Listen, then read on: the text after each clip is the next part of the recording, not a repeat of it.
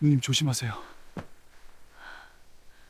보기에는 앞서가던 강진이 거친 손을 내밀었습니다. 홍단은 숨이 턱끝까지 찼지만 고개를 젓고 그 손을 꽉 잡았습니다. 투박하지만 그 어떤 비단보다 따뜻하고 든든한 손이었습니다. 드디어 도착한 곳은 벼랑 끝.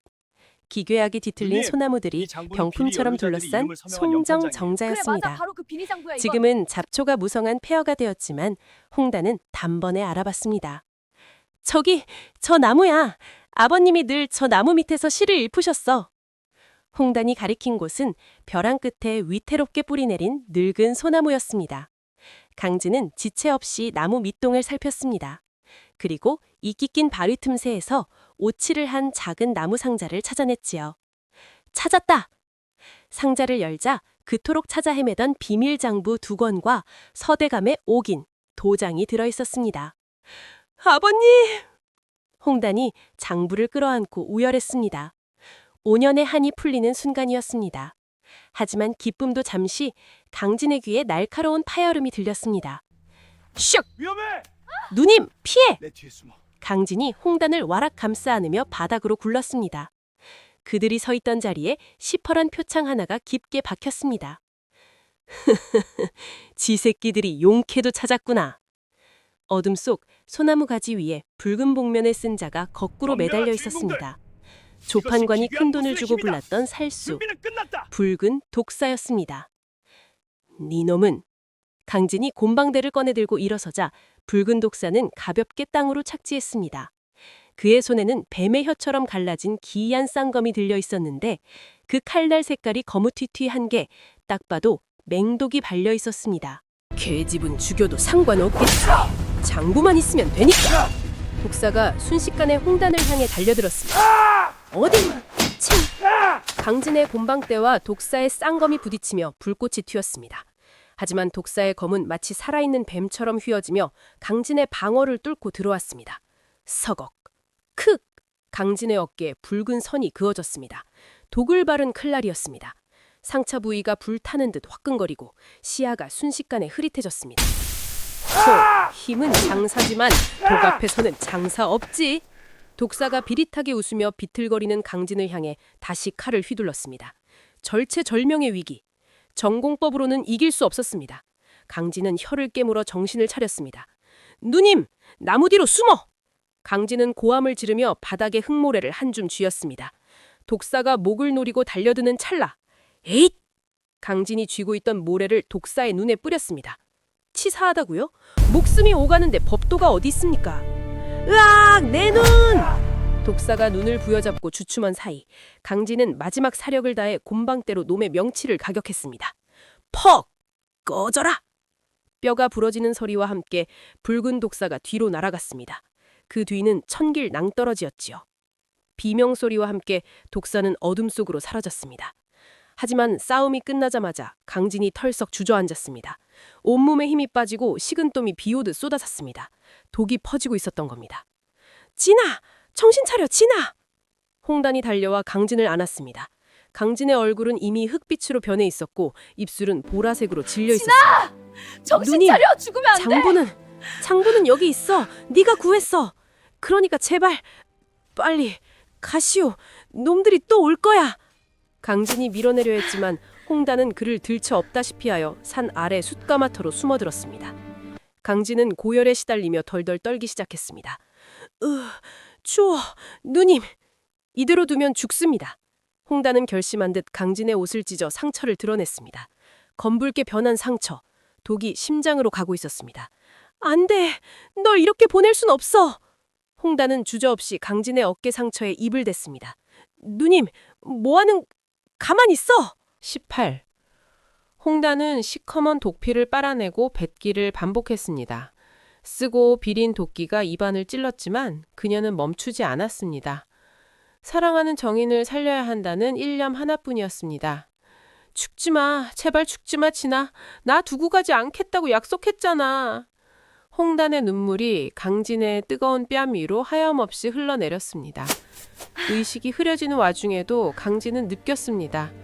5년 전 모든 것을 잃고 짐승처럼 살던 자신에게 처음으로 찾아온 따스한 온기를요.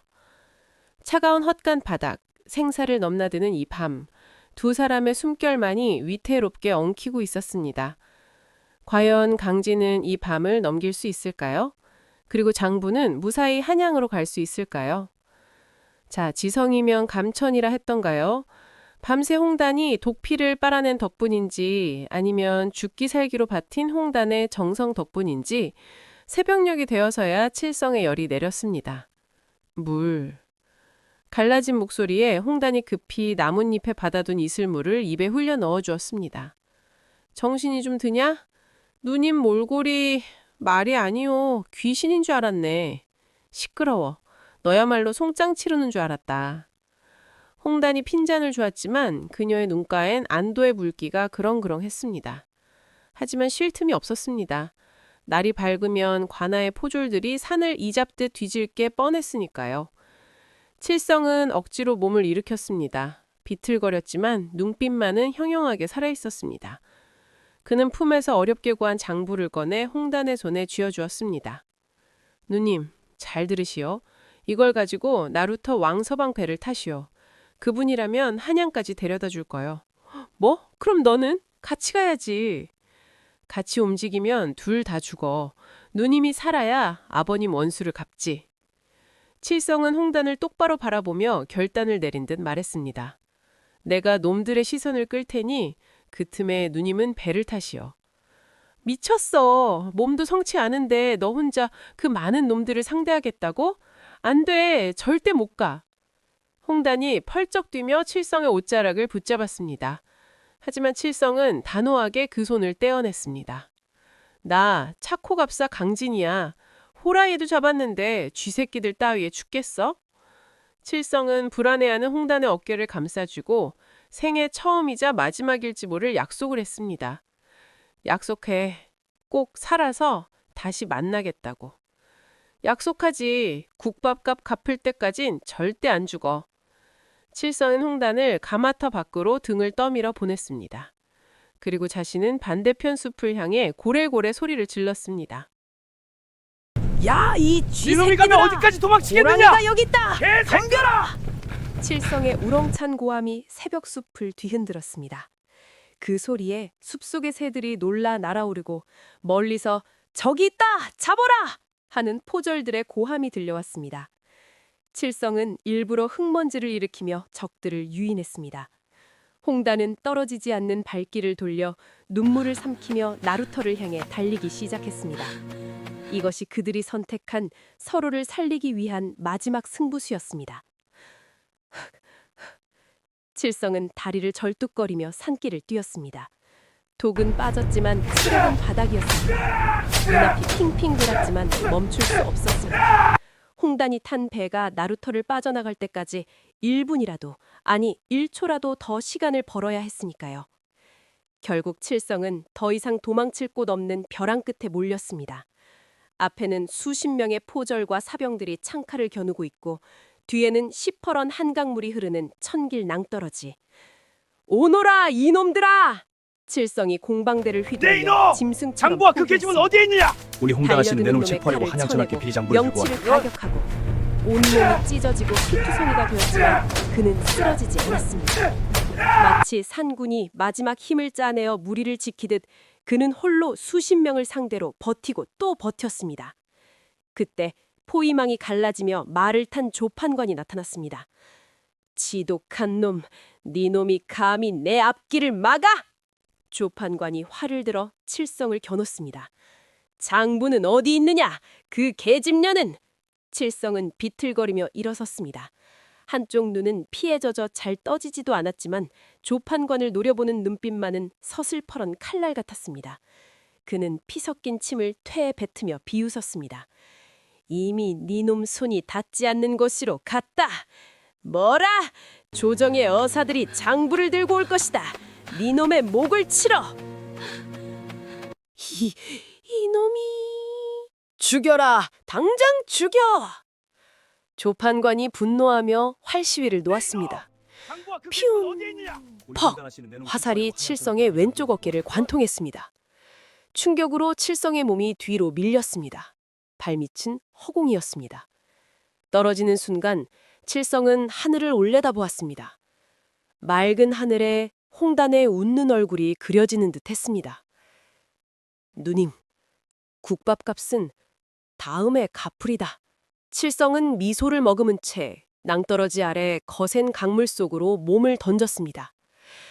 안 돼! 멀리 나룻배 위에서 그 모습을 지켜보던 홍단의 비명이 강물을 찢어 놓았습니다. 강물은 무심하게 흘러 칠성의 몸을 삼켜버렸고 마포나루에는 홍단의 피 맺힌 울음소리만이 메아리 쳤습니다. 과연 칠성은 이대로 죽은 걸까요? 그리고 홀로 남은 홍단은 아버지의 원수를 갚을 수 있을까요? 자, 칠성이가 벼랑 끝에서 몸을 던져 강물로 사라진 지 이틀 뒤, 한양도성에는 비장한 긴장감이 감돌고 있었습니다. 칠흑 같은 어둠을 뚫고 흑투성이가 된 여인 하나가 북촌의 소슬대문 앞을 두드리고 있었으니 바로 홍단이었습니다. 그녀는 관군의 추격을 피해 산을 넘고 물을 건너 사헌부 대사헌 김익수 대감의 집에 당도한 것입니다. 김 대감은 억울하게 죽은 서대감의 중마고우이자 조정에서 몇 안 남은 떼쪽 같은 신하셨지요. 대감마님! 서재학 대감의 여식 예진이 왔습니다. 문을 열어주십시오. 피 맺힌 절규에 문이 열리고 김 대감이 버선발로 뛰어나왔습니다. 홍단은 품속에서 피와 땀에 전 장부와 칠성이 목숨 걸고 뺏어온 밀서를 꺼내놓았습니다. 이것이 정말 자네 아비가 남긴 장부란 말이냐? 김 대감의 손이 부들부들 떨렸습니다. 장부를 한 장 한 장 넘길 때마다 나라의 곳간을 빼돌리고 힘없는 백성들의 고혈을 짠 천인공노할 만행들이 낱낱이 기록되어 있었습니다. 네 아비는 역적이 아니라 충신이었다. 내 이 억울함을 풀지 못하면 눈을 감지 못할 것이다. 김대감은 그 길로 입궐하여 주상전하께 장부를 올렸고 대노한 임금님의 어명은 추상같이 떨어졌습니다. 제5편 예고, 피바람 부는 한양, 그리고 돌아온 그림자. 조정의 썩은 뿌리를 뽑아내라. 추상같은 어명과 함께 한양도성에 피바람이 몰아친다. 서대감의 억울함이 풀리는가 싶던 찰나 궁지에 몰린 조판관과 그 배후 세력은 최후의 발악을 시작하는데 내가 이대로 죽을 것 같으냐. 내 목을 치려면 왕의 목부터 걸어야 할 것이다. 이때 혼란스러운 틈을 타 홍단을 향해 날아드는 자객의 칼날. 홍단이 아버님, 칠성아. 칠흑 같은 밤 거센 강물 기슭 중퉁분손 하나가 진흙바닥을 턱 하고 움켜진다. 낮게 깔리는 목소리. 아직 갚아야 할 국밥값이 남았다. 지옥에서 돌아온 칠성, 복수의 칼춤은 이제부터다. 제5편 역습의 서막을 기대하십시오.